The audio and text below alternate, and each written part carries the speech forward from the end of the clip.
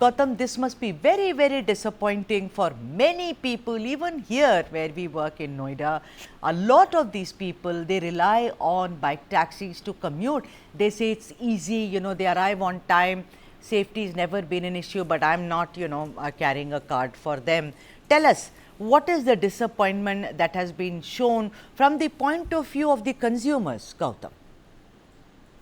Absolutely. So the Karnataka High Court's order to stop bike taxi operations has upset several Bengaloreans.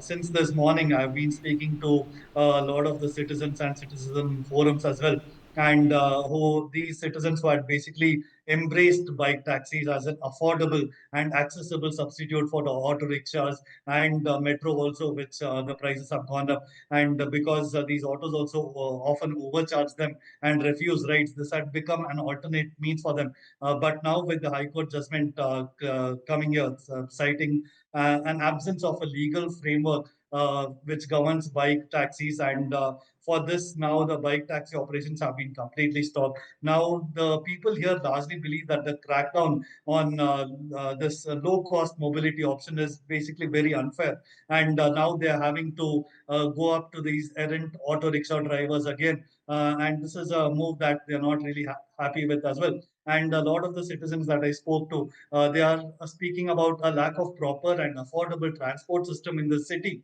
And they are saying that the government should have planned these regulations a long time ago, given that bike taxis have been around for several years now. And it seems like the government was also asleep now, and the High Court's intervention has now forced them to wake up and take action. And whether some changes will happen in these 6 weeks is something that needs to be seen. But the other aspect of the story as well, Sudha, is that we have to look at the livelihoods of these bike taxi captains as well. Because earlier in the day, I also spoke to this Bike Taxi Welfare Association president, and he was saying that this is a form of direct assault on these bike taxi captains as well.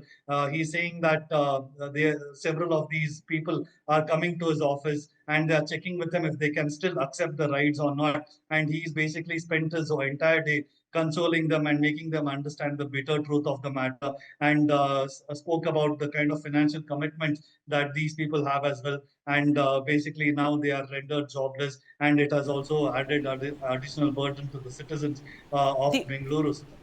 The High Court apparently also examined a report, which was submitted by a committee in 2019, which spoke about the safety and how not only the safety but the environmental durability and whether it is even proper for bike taxis to be operating in Bengaluru.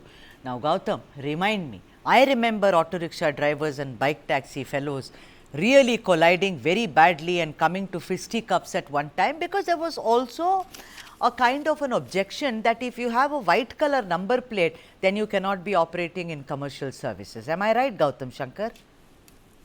Absolutely, that's true, and that is the aspect that the government really should have looked at. Yes, these bike taxi captains basically operate with whiteboards, which I understand is illegal. But it's been happening for several years now. And why didn't the government, instead of opposing and banning these bike taxis altogether, such an affordable means of transportation that exists in Bangalore, why didn't they take up ways to actually regularize it quicker? And like you rightly pointed as well, auto rickshaw drivers are actually rejoicing this move, because keep in mind that auto rickshaw and cab drivers have constantly had these aggressive protests and confrontations with these bike taxi operations. And there have been several instances of tense situations. And we've seen physical standoffs between bike taxi captains and auto rickshaw drivers in the city as well. Now, they are basically really happy that the bike taxis are going to go off road, and these bike taxis were offering a very cheap alternative to autos. That is one aspect of the story. But keep in mind that the auto rickshaws as well, largely in many parts of Bangalore, they don't run on the meter format that we are supposed to have as well. And since these bike taxis have are now gone off roads, they are seeing this as a significant improvement in their livelihood. And it will be interesting to see how this really plays out over the next few weeks as well, Sudha.